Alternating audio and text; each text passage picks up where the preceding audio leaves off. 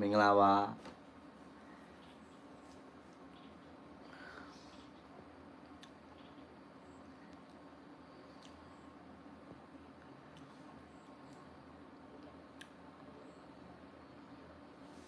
မင်္ဂလာပါညီလေးတဲ့မင်္ဂလာပါကဲအားလုံးပဲ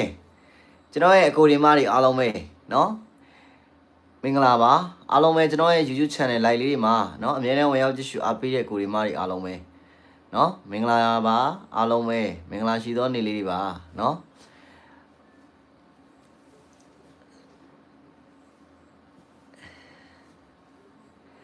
ကဲအားလုံးပဲကျွန်တော်ဒီ live video ပိုင်းလေးကိုအားလုံးပဲအစအဆုံးသေချာလေးကြည့်မယ်เนาะကျွန်တော်အဓိကရွေချက်ကတော့ကျွန်တော်ပုံမှန်တိုင်းဒီခုနကပြောဒီပုံမှန်တိုင်းဆိုရင်တော့ကျွန်တော်ဟိုပုံမှန်တိုင်းတင်လွှင့်နေတဲ့ဘက်မှာကျွန်တော်တင်ပေးဖြစ်တာများတယ်ဗျာ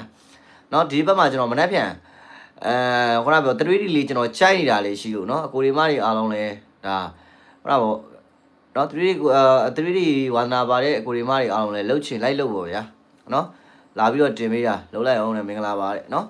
အဲ့တော့ကျွန်တော်ဒီည live လေးမှာเนาะကျွန်တော် live ကိုအမြဲအားပေးတဲ့ကျွန်တော်ရဲ့ကျေးဇူးရှင်အကိုဒီမတွေအားလုံးအတွက်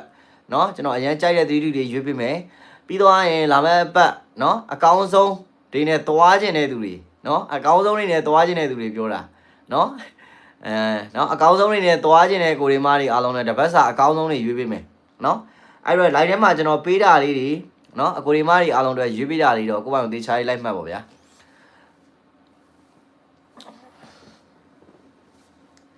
ဟုတ်တယ် 3D ရအောင်လဲလုပ်ပေးဦးနဲ့လုပ်ပေးခြင်းလို့တက်ခဲ့တာလေဗျာဟုတ်တယ်မလား 3D ရဲ့ရအောင်လုပ်ရအောင်လုပ်ပေးပါအောင်နဲ့လုပ်ပေးမယ်လို့နော်မင်္ဂလာပါတဲ့ကျေးဇူးပါညီလေးတဲ့မင်္ဂလာပါကျွန်တော်အရန်ချစ်ရတဲ့ကျွန်တော်ရဲ့ကိုရီမားတွေအားလုံးတို့တပတ်လောက်တော့ကျွန်တော် 3D လေးရွေးပေးလိုက်မယ်ဗျာနော်ငါကိုရီငါမားတွေနော်ဘာဖြစ်ကျွန်တော်အခက်ခဲလေးလေနော်ပြည်တယ်သွားရင်လည်းအားလုံးအတွက်နော်အကောင်းဆုံးဖြစ်မှာပါနော်စိတ်ထဲမှာတင်ပေးခြင်းနေတာเนาะ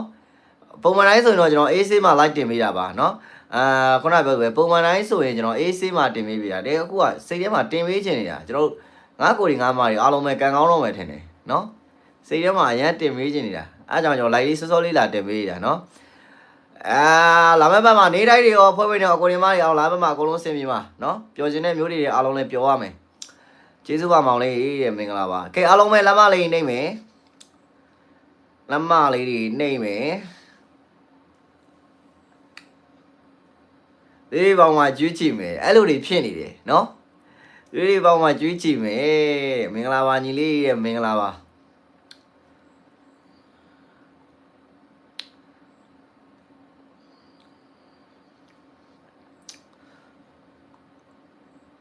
ကျွန်တော်ဒီဗီဒီယိုပိုင်းလေးကိုလေအားလုံးတွေးစေခြင်းနဲ့မြင်စေခြင်းနဲ့နော်ကျွန်တော်ခုနကပြောသလိုပဲကျွန်တော်ရဲ့ဗီဒီယိုပိုင်းလေးကိုကျွန်တော်အားလုံးတွေးစေခြင်းပါတယ်မြင်စေခြင်းပါတယ်မြင်တဲ့သူတွေကိုဒီမတွေအားလုံးလဲเนาะအဆင်ပြေပါသေးဗျာเนาะအဆင်ပြေပါသေးအဆင်ပြေစေခြင်းတဲ့ကိုဒီမတွေအားလုံးအဆင်ပြေပါသေးเนาะဘာဖြစ်ကျွန်တော် live ကိုတွေးလို့မြင်လို့အားလုံးပဲเนาะအဆင်ပြေသွားတယ်ဆိုရင်ပဲကျွန်တော်တော်တော်လေးဝမ်းသာပါတယ်ပီတိလေးဖြစ်ရပါတယ်မင်္ဂလာပါသားတဲ့မင်္ဂလာပါတပတ်စာတွေကျွန်တော်ရွေးပေးခဲ့မယ်เนาะဒီညလိုက်မှာတပတ်စာကျွန်တော်အကတ်လုံးမိုင်းတွေတပတ်စာတော့အကတ်လုံးမိုင်းတွေရဲ့ကျွန်တော်ဗရိတ်တွေရဲ့เนาะတပတ်စာဗရိတ်တွေရဲ့တပတ်စာမွေးတွေရဲ့အားလုံးပဲကျွန်တော်ဒီည live ထဲမှာတင်ပေးခဲ့မယ်ဗျာเนาะကျွန်တော်ရဲ့အပတိုင်းကျွန်တော်ဝါသနာအကိုဒီမတွေအားလုံးလဲဒါတွေးတဲ့မြင်တဲ့သူတွေအားလုံးပဲเนาะတွေးမြင်တော့လဲအားလုံးကောင်းတယ်ဗျာဟုတ်တယ်မလားသူတွေလဲငါးကိုငါးမာတွေအားလုံးပဲရလိုက်ပါသေးဗျာเนาะရချင်တဲ့သူတွေအားလုံးပဲရပါသေးเนาะအဓိကဗာလဲဆိုတော့ဟိုကျွန်တော်ရဲ့ချစ်ရတဲ့အမျိုးတွေဗျာဟုတ်တယ်မလားတခါတော့เนาะကျွန်တော်တို့ပေးစီခြင်းပါတယ်ပေါ့เนาะတခါတော့ပေးစီခြင်းပါတယ်ဟုတ်တယ်မလားကျွန်တော်သိပြီးတော့ဝါနာပါရဲ့ထဲမှာတော့သိမပါဘူးဒါပေမဲ့ဝါနာပါရဲ့အပတ်တွေဆိုရင်လည်းเนาะ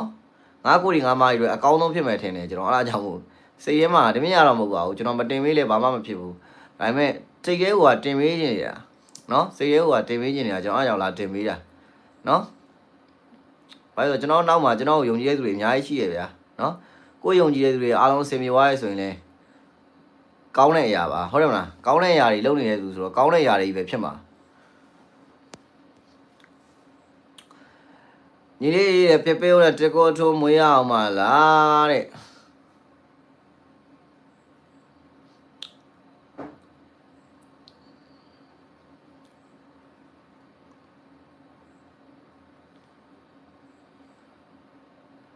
ဘာပြောတာလဲတခါလေတောင်းနဲ့ဩတခါလေတောင်းမရဘူးလို့ပြောနေတာလား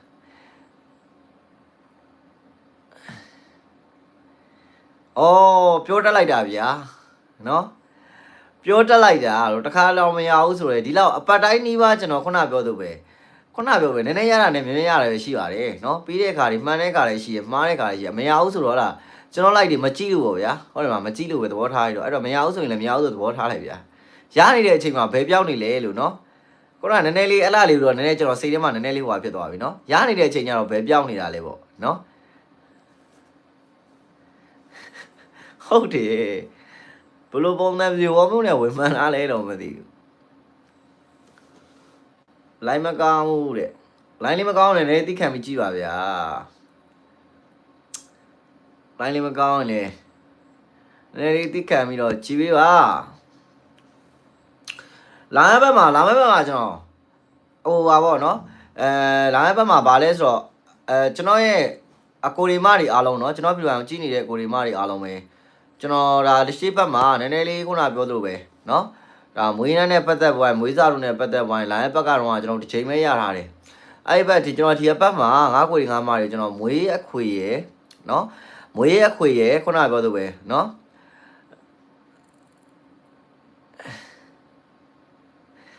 မွေးအခွေရယ်မွေးကွက်ကကျွန်တော်အားလုံးအတွက်ပြန်ထုတ်ပေးထားတယ်เนาะလာဒီဘက်ကျွန်တော်အကောင်းဆုံးပြောလိုက်မယ်ဗျာဒီဘက်ကျွန်တော်စိတ်ထဲမှာဘာကိုကြိုက်ဆုံးလဲမင်း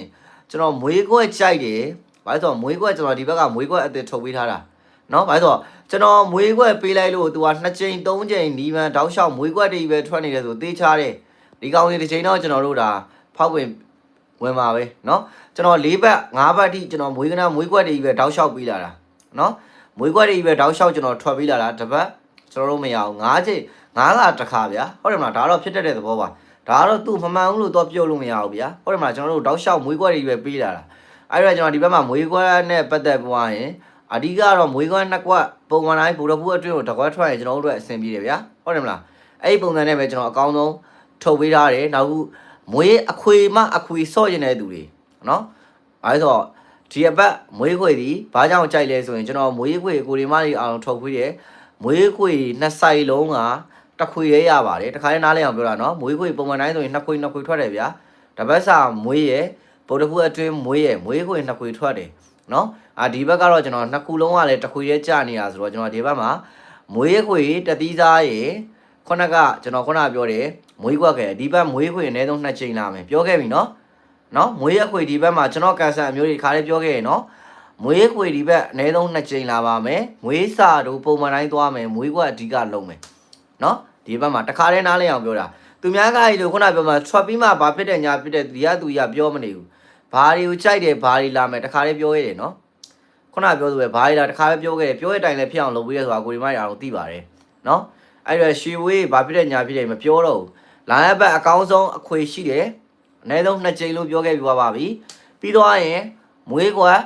ဒီဘက်မှာမွေးကွက်ကျွန်တော်ရှေ့ကတော့ကျွန်တော်မွေးကွက်ကိုတော့ကျွန်တော်ကျေးဇူးတင်ပါတယ်ဘာလို့ဆိုတော့9ဘက်လောက်ထိကျွန်တော်တို့ပြီးသွားတာအဲ့တော့ဒီဘက်မှာမွေးကွက်2ကွက်ဘော်ဘူးအတွင်းတစ်ကွက်ထွက်ရင်အဆင်ပြေတယ်အဲ့ဒီပုံစံတိုင်းပဲကျွန်တော်မွေးကွက်2ကွက်နဲ့ဇာတို့ပုံမှန်ထုတ်ပေးထားတယ်ကျွန်တော်ဒီမှာကန်ဆက်တဲ့အမျိုးတွေအပတ်တိုင်းလက်ရွေးတဲ့ကိုဒီဘက်ဒီဘက်မှာကျွန်တော်2သီးသားရှာပေးမယ်2သီးသားဆိုတော့ဒီမြင်ရမဟုတ်ဘူးနော်ကျွန်တော်ခုနကမပေးလေဘာမှမဖြစ်ဘူးဒါပေမဲ့ကျွန်တော်ချစ်လို့ပေးတာရှင်းရှင်းလေးပဲသူများကကိုဒီမတွေအားလုံးဒါဘယ်သူမှတော့ကျွန်တော်ဝေဖန်တာလည်းမဟုတ်တိုက်ခိုက်တာလည်းမဟုတ်ပါဘူးနော်ဝေဖန်တာလည်းမရှိဘူးတိုက်ခိုက်တာလည်းမရှိဘူးကိုလုတ်ပေးနိုင်တာကိုပြောတာဗျာရှင်းရှင်းလေးပဲဟုတ်တယ်မလားကိုလုတ်ပေးနိုင်တာကိုချပြပေးတာနော်မွေးခွက်နဲ့မွေးစာတို့ဆိုရင်2သီးသား5ခွေ5မိုင်အရင်ရမယ်မွေးခွေကျွန်တော်2ချိန်လို့ပြောထားတယ်ဒါပေမဲ့တစ်ချိန်ပဲလိုက်တော့5ခွေ5မိုင်2ခါရမယ်နော်အဲ့ဒီတိုင်းလေးတော့ဝေးထားတယ်ဘာလို့ဆို5ခွေ5မိုင်ပြီးခဲ့တဲ့ဘက်ကကျွန်တော်တို့ပတ်တိပဲရတာနော်အဲ့ဒီဘက်မှာ2သီးသားယူပေးမယ်နော်ဒါလေးခဏဆွားတော့ဒါလေးကကျွန်တော်မပြောမဖြစ်လို့နော်မပြောမဖြစ်လို့အရင်ပြောတာကဲဒါလေးကျွန်တော်ပြီးသွားရင်3D ကျွန်တော်ပြောပေးမယ်နော်အဲ့3D မပြောခင်မှာကျွန်တော်ဗာလဲဆိုတော့လာမယ့်အပတ်တနင်္လာနေ့အဖွင့်နေ့မှာကောနော်ကျွန်တော်တပတ်စာကောအလိုက်ခါလေးမှာကျွန်တော်ဘာလို့အကြိုက်ဆုံးလဲဆိုရင်အရင်ဆုံးလာမယ့်အပတ်တပတ်စာအတွက်16ပရိတ်နော် ဗရိတ်သုံးမဲ့ကိုဒီမာတွေပေးတဲ့အခါတိုင်းမှာမထွက်တဲ့အပတ်မရှိဘူးနော်ကျွန်တော်လိုက်ကိုအများနဲ့ကြည့်တဲ့သူတွေသိတယ်နော်အဲ့ဒါဗရိတ်အတိကစားပြီးတော့အကတ်သုံးညင်တဲ့သူတွေလာမဲ့ဘက်မှာ16ဗရိတ်ရှိပါတယ်နော်1နဲ့ပတ်သက်ရင်1ပရိတ်နဲ့ပတ်သက်ရင်2ကို1ပရိတ်အတွက်တင်ကွာ6နဲ့ပတ်သက်ရင်10ဘူးတင်ကွာနော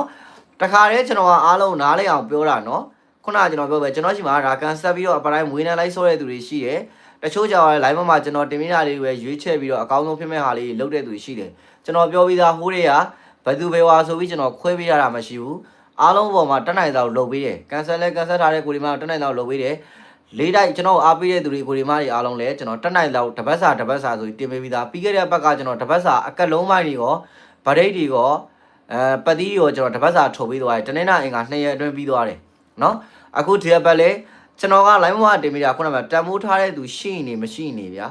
အဓိကကိုတုံးတက်ပေးတာလေးကိုထုတ်ပေးတာလေးသူတို့အသုံးပြုလို့အားလုံးပဲအဆင်ပြေတယ်ဆိုရင်ဝမ်းသာတယ်ဒါပဲနော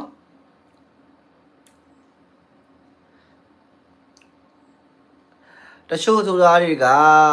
တဲ့မှန်မှားတယ်ထင်နေတာပတိခွေစုံးမှန်အဲ့ဒါကတော့ကျွန်တော်လည်းမပြောတတ်ဘူးဗျာကျွန်တော်ကတော့ပုံမှန်တိုင်းဆိုရင်တော့ဘာအဓိကကျွန်တော်ဘာကြီးလာပြောဟိုကပြောပဲ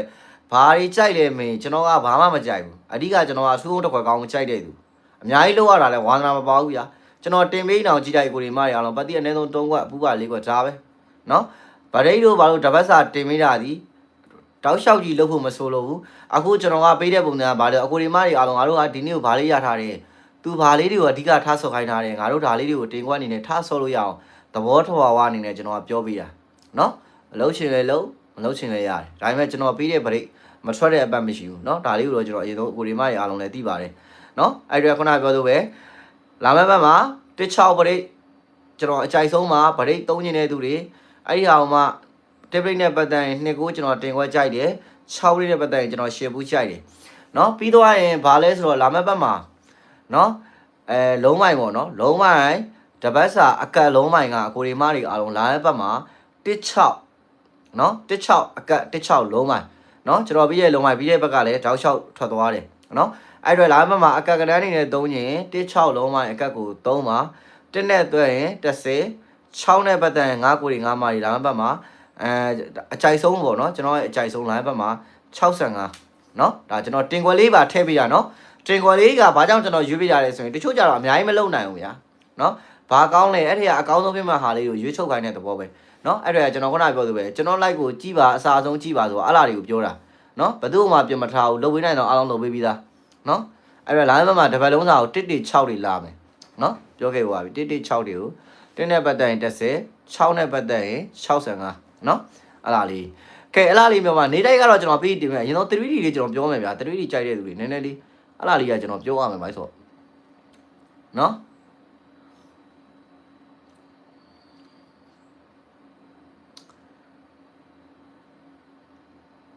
3နဲ့ပတ်သက်ရင်ကျွန်တော်2ကွက်တော့ကြိုက်တယ်ဒါပေမဲ့နည်းနည်းလေးများပါဆိုလို့เนาะ2ကွက်တော့ကြိုက်တယ်เนาะအဓိကဘာလဲဆို3နဲ့ကျွန်တော်လာတဲ့ဘက်မှာเนาะ246ကเนาะကြိုက်တာကိုကျွန်တော်ပြောတာเนาะ246ကခုနပြောသွားရင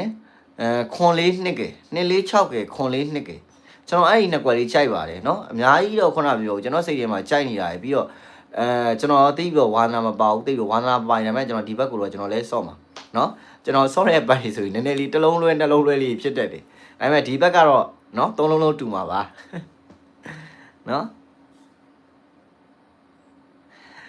246ကခွန်လေး2ကဟုတ်တယ်အဲ့လားပဲအများကြီးမဟုတ်ဘူးကျွန်တော်အများကြီးလည်းသိမကြိုက်ဘူးเนาะကျွန်တော်ရတဲ့ဟာလေးကျွန်တော်မြင်တာလေးခုနပြောပဲကြိုက်တာလေးရွေးပေးတာเนาะအဲ့တော့ဆရာလောက်တာလည်းမဟုတ်ဘူးเนาะကျွန်တော်ဟိုတွေကလည်းဝါနာမရှိဘူးဟိုကိုကြိုက်တဲ့ဟာလေးကိုအားလုံးတွေးစီခြင်းလို့မြင်ညွှန်မျှဝေပေးတဲ့သဘောပဲเนาะဘယ်သူ့မှကျွန်တော်ဆရာကြီးလည်းမဟုတ်ပါဘူးเนาะတပယ်လေးပါကျွန်တော်အများကြီးပြောပြကျွန်တော်လိုက်ပါကျွန်တော်တပယ်လေးပဲဟုတ်တယ်အဲ့လားလေးနှစ်ခွက်တော့ကျွန်တော်ကြိုက်တယ်ဗျာเนาะအကူဒီမတွေအားလုံးလည်းကြိုက်တော့လိုက်လို့ပေါ့เนาะကြိုက်တော့လုပ်ပေါ့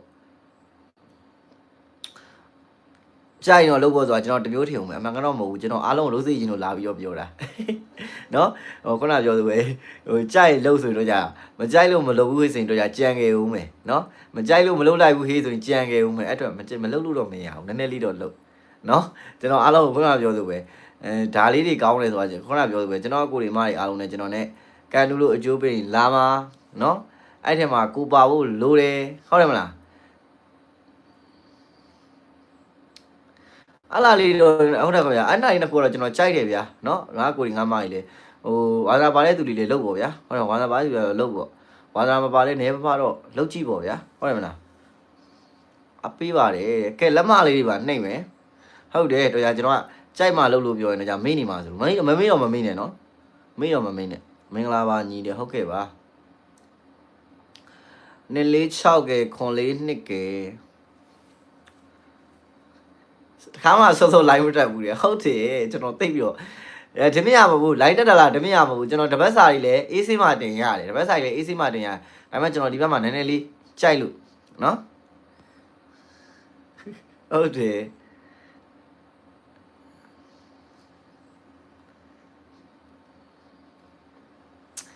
အဖွင့်နေတဲ့ကိုကျွန်တော်ပြောပေးမယ်နော်အဖွင့်နေအတွက်ကျွန်တော်ပြောပေးမယ်မင်္ဂလာပါညီလေးတဲ့မင်္ဂလာပါလားလီတော့လုတ်ပြာနော်အဲ့တော့ကျွန်တော် like ကိုဗီဒီယိုပိုင်းကိုတွေ့တဲ့မိနေသူတွေအားလုံးတက်တော့ဒါနေတိုက်အတွက်တွေလည်းကျွန်တော်ပြောခဲ့ပြီးသွားပြီ 3D ကြိုက်တွေလည်းပြောခဲ့ပြီခုနပြောဆိုပဲမွေးကွက်မွေးတဲ့သူတွေအတွက်လည်းပြောပြသေးတယ်နော်အားလုံးနားလဲအောင်လို့အခွေမအခွေသူတွေအတွက်လည်းကျွန်တော်ထုတ်ပေးထားပါတယ်မွေးကွက်မှမွေးကွက်ဆိုတဲ့သူတွေထုတ်ပေးထားတယ်နော်လာရဘက်ကျရင်မွေးရမယ့်ပုံစံတစ်ခါလေးပြောခဲ့တယ်နော်ကျွန်တော်မွေးခွေဒီကျွန်တော်အနည်းဆုံး2ကြိမ်ကျွန်တော်လာမယ်လို့ကျွန်တော်တွေးထားပါတယ်မွေးကွက်ကျွန်တော်တို့ရှေ့ကမွေးကွက်ကျွန်တော်6ပြီးလာတဲ့မွေးကွက်တွေပဲလာတယ်မွေးကွက်ကပြီးခဲ့ဘက်ကတော့ကျွန်တော်ပတ်တိပဲလာထားတယ်အဲ့တော့ကျွန်တော်ဒီဘက်မှာပြန်ပြီးတော့ဗုဒ္ဓဘုရားအတွင်းကဏ္ဍ2ကွက်မွေး1ကွက်လာတဲ့မွေရကျွန်တော်ဒီဘက်မှာမွေးကဏ္ဍ2ကွက်နဲ့မွေးစာလို့ကျွန်တော်ထုတ်ပေးထားတယ်အဲ့တော့9ခွေ9မိုင်2သီးသားရအောင်ကျွန်တော်ကြိုးစားပေးထားပါတယ်အားလုံးတော့ယူတတ်ဖို့တော့လိုတယ်เนาะကျွန်တော်ကခုနပြောပဲဒါလေးကတော့ဒီလိုလာပါတယ်ဒီလိုလေးပေးနေပါတယ်ဆိုတော့ကိုဒီမတွေအောင်လိုက်လုံးမှရမှာเนาะအဲ့တော့လိုက်လုံးမှရမှာဆိုတော့ကိုပိုင်းကိုလုံးကြမင်္ဂလာပါညီပိတ်ရရှိရတယ်မရှိဘူးเนาะအဲ့မှာကန်ဆက်တဲ့ကိုဒီမတွေအောင်တခါလေးနားလည်အောင်ပြောမယ်အဲ့မှာကန်ဆက်ချင်တဲ့မလုံးတက်ဘူးဆိုတဲ့ကိုဒီမတွေအားလုံးကအမှတ်သွားเนาะမလုံးတက်ရှိမေးပါအပေါ်မှာကျွန်တော်မင်းသားပုံတွေတွက်တင်ပြရတယ်ကန်ဆက်ချင်တဲ့မျိုးတွေเนาะပြီးတော့ကျွန်တော်ဒီမှာလာပြီးပါလဲဆိုတော့ဘသူနဲ့မားဝါလို့เนาะဘသူနဲ့ခုနပြောသလိုပဲเนาะမတူဘူးလို့အဲ့ဒါကြီးလာမေးကြအဲ့ဒါလေးတော့သဘောထားဗျာเนาะကိုယ်ကိုအစင်းမြောင်ကိုလောက်တာပဲအဲ့ဒါလေးကတော့တေချာလောက်ပေါ့ကဲ 3D ကတက်ပြီးမပြောဘူးလေကျွန်တော်ပြောသွားပြီလေเนาะကျွန်တော်ပြောပြီးသွားပြီလေဒီဘက်တေချာလုံးမယ်တဲ့အဖွဲနေမှာเนาะလှုပ်เนาะကျွန်တော်ကန်တယ်ပဲလှုပ်အဲ့ဆိုကျိုးသွားတယ်โอเคပါကန်ကောင်းဝင်ကိုဝင်တော့မယ်မင်္ဂလာပါညီရဲ့မင်္ဂလာပါအဖွဲနေအတွက်က4ပတ်ဒီ9ပတ်ဒီเนาะ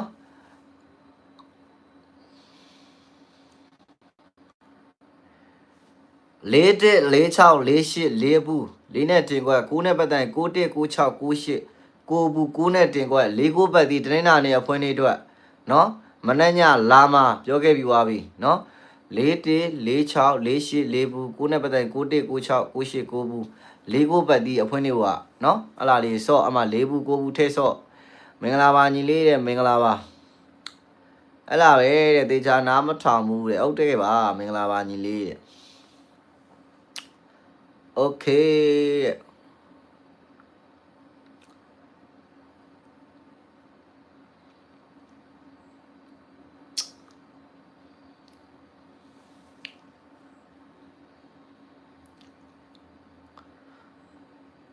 အဖွဲနေအတွက်လေးကိုအဲ့လားလေးပါဆော့နော်ပတိလုံးမိုင်းလေးနဲ့အတွဲလေးဟုတ်ကဲ့ပါမင်္ဂလာပါညီကိုထုံးလို့လေကြိုက်ပါတယ်ဗျာလောက်ပါ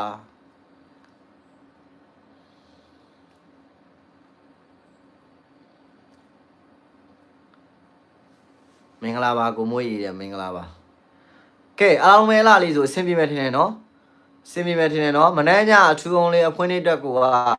အဲ့၄ကိုအတွဲကျွန်တော်အပြီးကြိုက်တာနော်ဘာလို့လဲ၄ကိုလုံးမိုင်းကိုကျွန်တော်တွေးလို့နော်အဲ့အတွက်49အထူးအောင်တစ်ခွက်ကောင်းအဖွင့်နေတက်ကိုနော်4994အထူးအောင်တစ်ခွက်ကောင်းအဖွင့်နေတက်ကိုထဲဆော့ပါနော်အဲ့မှာ4နဲ့တင်ခွက်9နဲ့တင်ခွက်လည်းပြောခဲ့ပြီးသွားပြီအထူးအောင်တစ်ခွက်ကောင်း49ဒါလေးတွေကိုလုံးမယ်နော်အဲ့ဒီမှာကျွန်တော်အားလုံးတော့ကိုကြိုက်တာလေးအားလုံးပြီးခဲ့တယ်ဗျာနော်ကျွန်တော်လိုက်ကိုတွေးရမြအားလုံးတွေးစစ်ချင်ပါတယ်ဗျာအဲ့ဒါကိုရီမားတွေအားလုံးလည်းအားလုံးတွေးနေအောင်မြင်နေအောင်လုပ်သွားပြီနော်အားလုံးပဲကိုရီမားတွေအားလုံးပဲဟိုခုနပြောသလိုပဲလက်မလေးပါနှိပ်ပြီးအားလုံးပဲနော်ဟုတ်တယ်မလား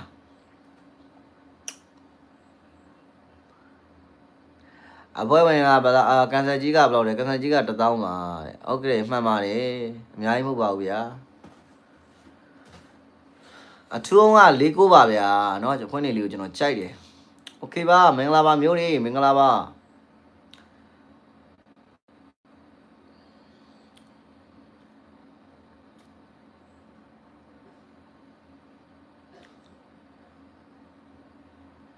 အားလုံးပဲမနေ့ပြန်ကြရင်အားလုံးပဲပြောကြီးပြောနိုင်ပါသည်เนาะဒီညကျွန်တော်နဲ့ live ထဲမှာအခုတူရှိတဲ့မျိုးတွေကို live ပြီးတော့မှကျွန်တော်ဗီဒီယိုပိုင်းကိုဝင်ကြည့်တဲ့မျိုးတွေရောကျွန်တော်အားလုံးတက်ဆုမကောင်းတောင်းပေးခဲ့တယ်เนาะအားလုံးပဲပြောကြီးပြောနိုင်ပါသည်เนาะပြောကြီးပြောနိုင်ပါသည်ကျွန်တော်လည်းပြောမှာเนาะအကိုဒီမတွေအားလုံးလည်းပြောပါเนาะအားလုံးပဲပြောနိုင်ပါသည်ဗျာ